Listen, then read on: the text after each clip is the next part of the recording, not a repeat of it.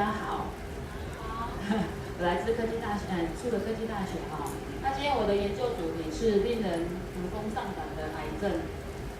那我的指导教授是蔡志生博士，我的组员有静兰、芷伦、雅慧，那我提报人李欣杰。先进入我的那个目录哈，从前言，然后第二个部分对癌症的恐惧，还有我们天天都在和致癌因子为伍，有把药物的种类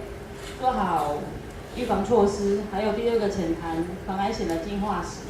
然后第7国民健康局有补助的免费癌症筛检，第8相关佐证资料，然后第9是我的结语。那前言的部分哈，其实恶性肿瘤这个区块在1982年开始已经跃升为国人死亡原因的首位，而且连续30年已经蝉联榜首根据卫生署101年的统计，现在目前每4分56秒就有一个人确定罹癌。虽然说我们的医疗科技进步，罹癌不再是绝症，可是却成为需要长期抗战的一个慢性病虽然目前有我们全民健保的一个医疗支付，可是不可否认的是，从我们的住院、手术治疗，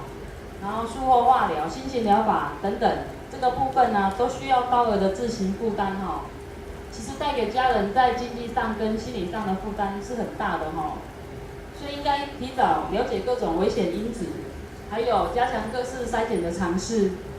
做好预防的准备跟风险的规划，才能让疾病造成的伤害有效降低。那我的研究动机，其实究竟是什么原因可以让国人的罹癌率年年创新高？那生活环境中是不是有一些我们看不见的致癌因子？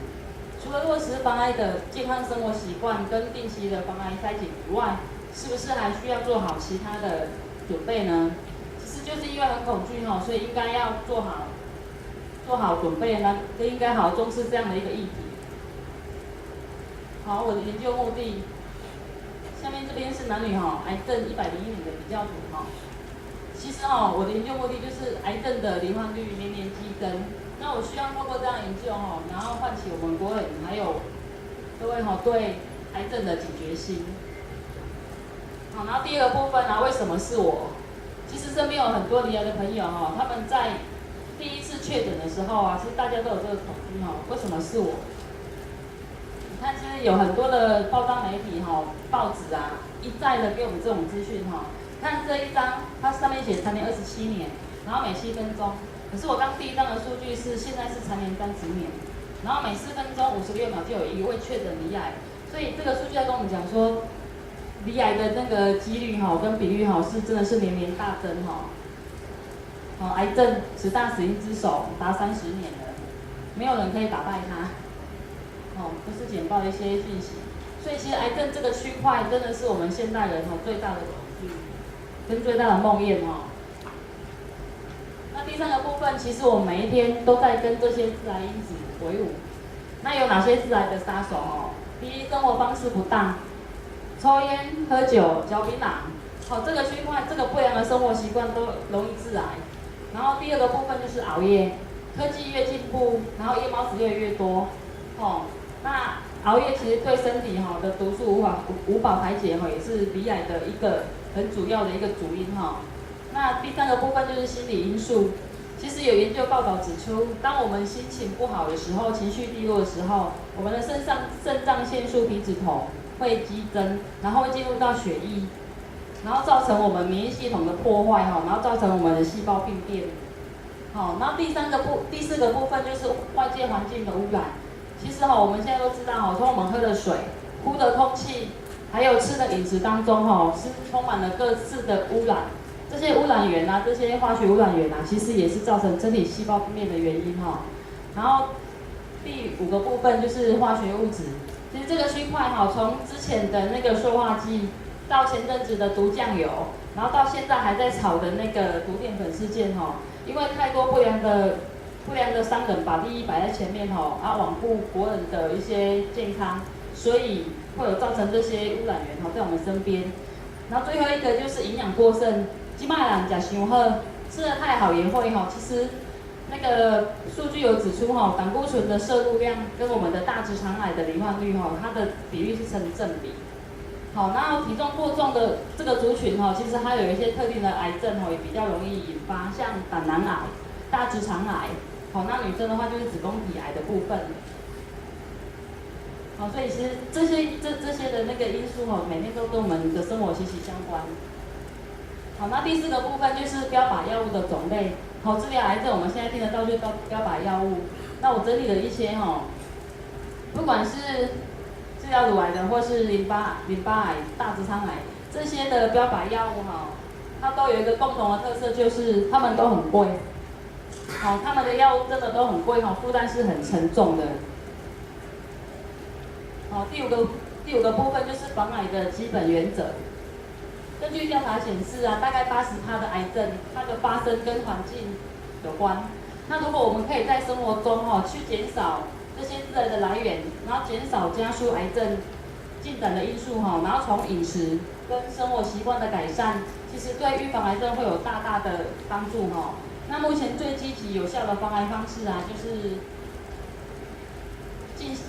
定期的做癌症筛检。好，因为如果说是经由诊断才发现癌症的话，其实通常癌细胞都已经有发展扩散了哈，而也比较难治疗。所以其实定期做健检啊，可以提早找到癌前期的病变，好，或者是去除癌前期的病变哦，然后避免癌症的发生。好，那预防癌症啊哈，我们需要怎么做哈？第一个哈，每天运动；第二个就是饮食要均衡，不要抽烟，不要喝酒，然后去减少我们食用加工食品，然后减少太阳的曝射。其实像高雄很恐怖哦，高雄每次到夏天哦，大概每一天都会听到紫外线超标。那这个部分其实对皮肤癌的这个部分有影响。那维持健康的体重，然后在工作中尽量避免暴露在有害的物质当中。然后去熟知自己的家族病史，看家族有没有癌症的这个病史。好，各位，其实我们每个人都有机会我们每个人都是在罹癌的准名单内，要看自己怎么去做一个注意那其实做好准备，尽量避免环境毒素，那也尽量去避免这些不良的生活习惯。尽量避免会致癌的这一切的因子，可是还是有一点，就是我们没有办法100%去确定，我们还是不会让癌症找上门。尽管做好了各自的准备还是有几率你看都是这种苹果天天都有这种报道那其实刚才我提过标靶其实治疗标靶的药1个月付10几万真的没有准备穷人真的只能等死不要把吃不起，健保又给不了，其实癌友真的是只有人哭的部分好多的报道都跟我们讲真的你生病的时候，退休金老本都花光了，人最后也走了。所以其实新型的疗法跟庞大的医疗费用常常让病患中途放弃。那这样的案例跟这样的遗憾其实每天都在发生每天都在生存跟高额负担之间做天人交战。如果是家人的话，怎么抉择？所以其实治疗癌症是花大钱，光靠健保跟医疗险真的足够吗？那第六个部分就是来谈一下防癌险的演化史，因为我相信很多人都有买防癌险。第一代其实第一代因为那时候治疗的那个医疗没有那么进步，得到等于判死刑，所以死亡金比较高。然后到第二代的部分因为医疗进步所以其实存活率提高，所以也提高了初次罹患金，降低死亡金的比例。那到第三代因为罹患率大增，理赔率大增，所以就开始降低那个初次罹患金的那个金额，然后保费调涨，因为赔怕了，赔的金额太大了所以可是也增加了一些比较特殊的那个治疗的给付。好像血癌的骨髓移植，在旧式的防癌险不赔，新的有。然后进行到第四代其实很多人1、2、3代可能都有买的，然后到第四代还本型的形态，因为大部分人都有防癌险，可是还是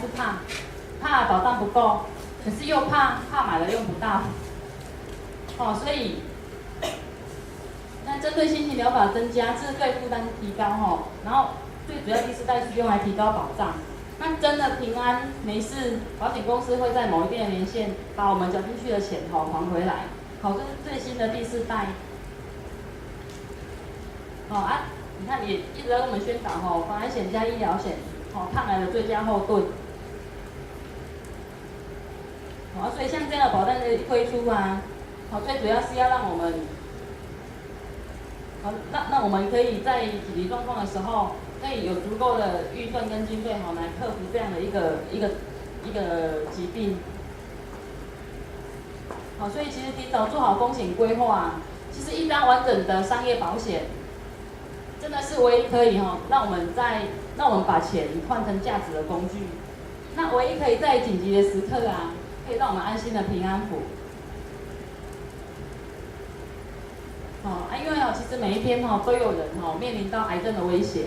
每一天都有人因为癌症散尽家产，每一天都有人因为癌症来离开这个世间所以我觉得这样的一个重要的议题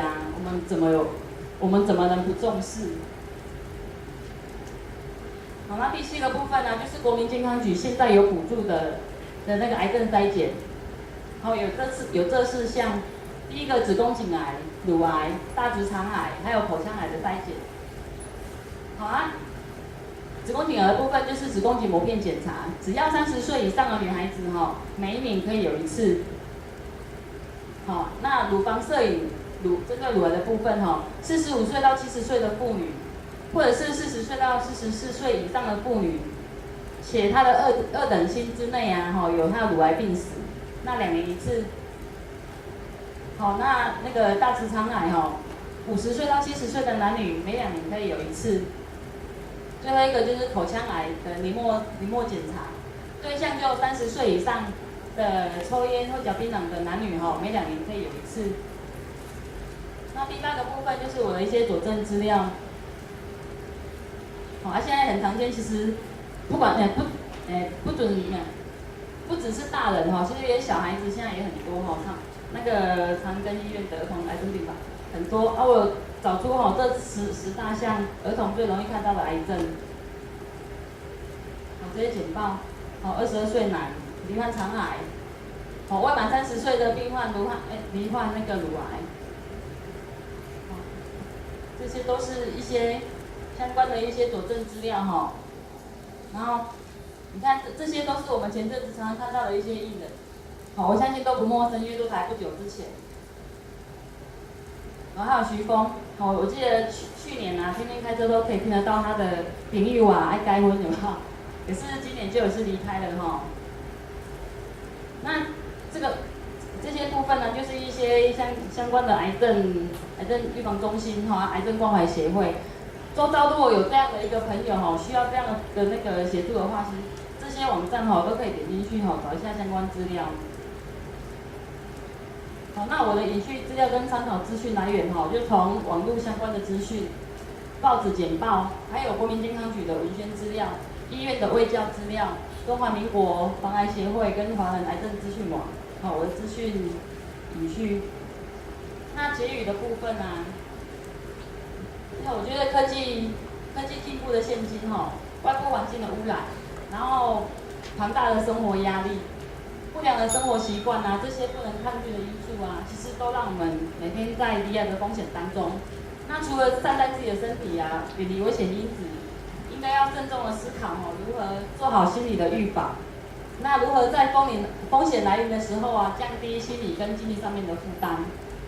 那有时候风险无法预防，可是可以事先透过我们规划，